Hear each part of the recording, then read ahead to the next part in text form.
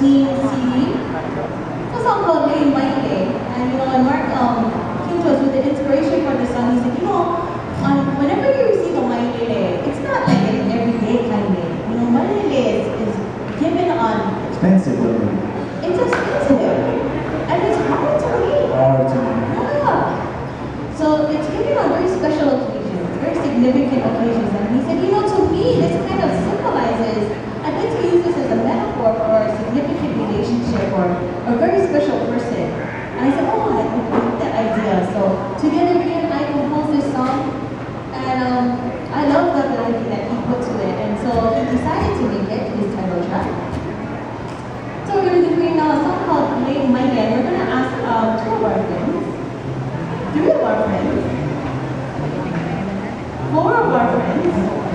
We don't know what things are next. We don't know what's happening. More of the surprising us.